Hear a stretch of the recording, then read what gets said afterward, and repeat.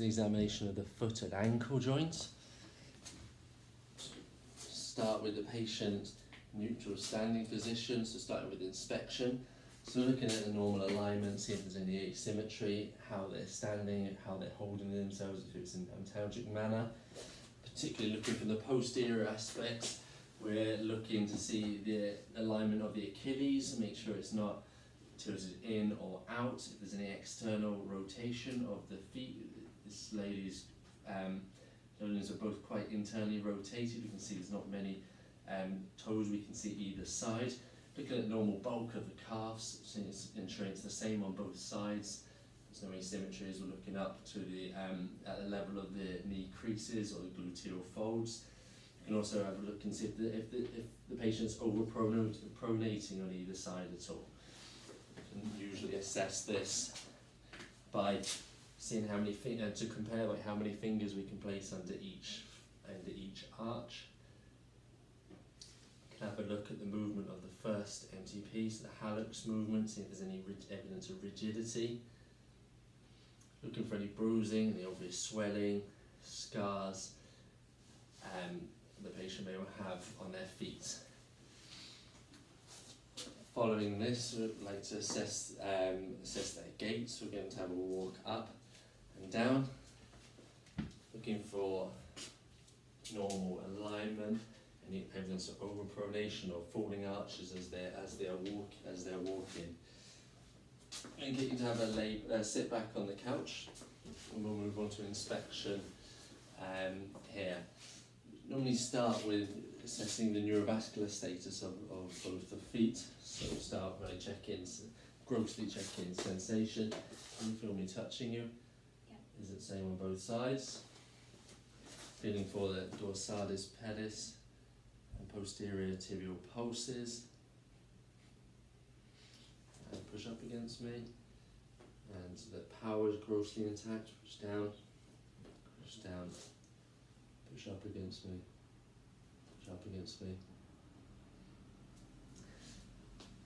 From here we can also have a closer inspection, ensure there's no bruising, scars, any asymmetry, anything that we can see in both the patient's feet up closer. Start palpation, normally begin coming from the knee down, so have a look at and make sure there's no pain on the head of fibula, no tenderness is moving down the tibia, particularly looking for medial tibial stress syndrome, so any tenderness in the anterior part aspects of the tibia, in the mid portion of the calf here. Showing the distal aspect of the fibulas, no tenderness of the lateral or medial malleoli.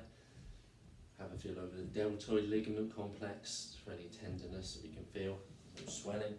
And again over the ATFL on the lateral aspect. It's important to have a feel over the head and so the base of the fifth metatarsal, common site of fracture, injury and trauma, or even stress fracture.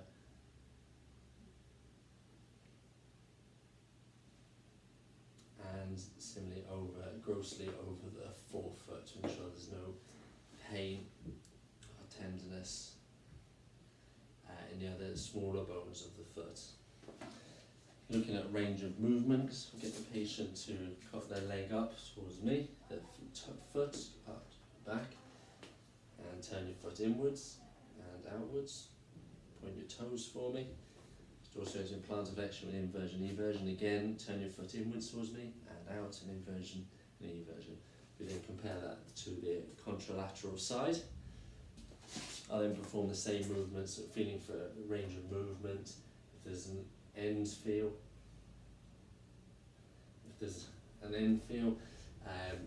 it's as we'd expect. Is it the same on both sides? Looking at power, then push up against me. Push down against me, showing the powers forward as we'd expect, pushing against me, out against me, and then with the hallux push up against me, and down against me, and then compare that to the opposite side.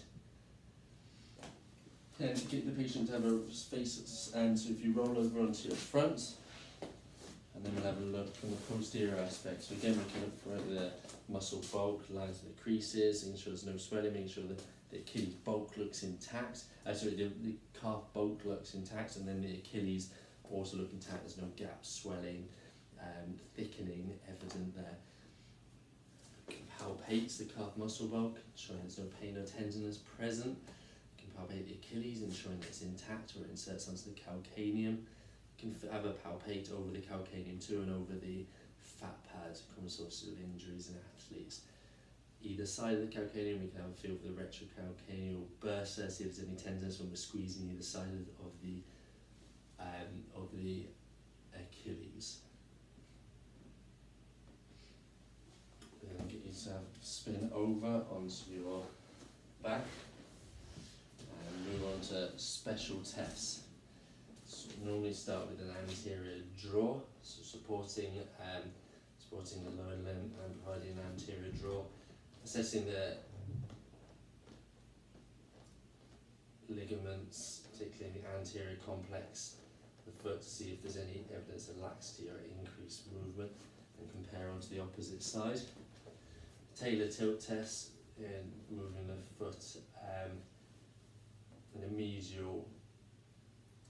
medial position, assessing for an increased range of movement, any laxity or any pain or apprehension as we're doing so.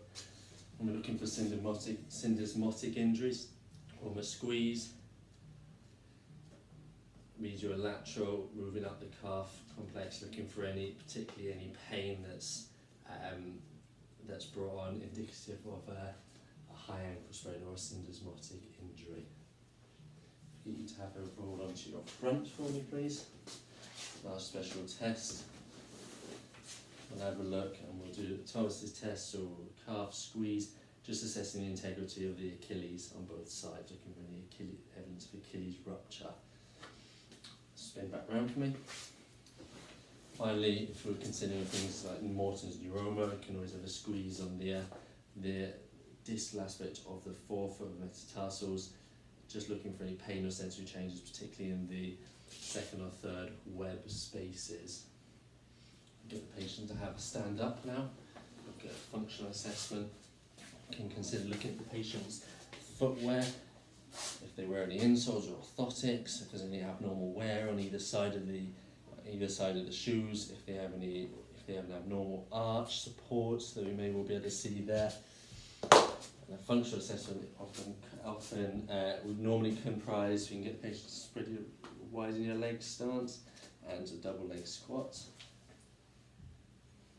and a single leg squat. Looking for the ability to do so, a deep, showing muscle power is intact and the asymmetry they do on both sides. And then this isn't a wall, but a modified knee to wall. So just to ensure, you can use it as a screening test as well, to make sure that they have with just one foot leg at a time, just to ensure they to have a look at the distance their foot can be from the wall, and they can still get that knee to the wall, ensuring they have range of movement there. As with anything, always consider the joints above and below, and to rule out any referred pain or pathology from elsewhere.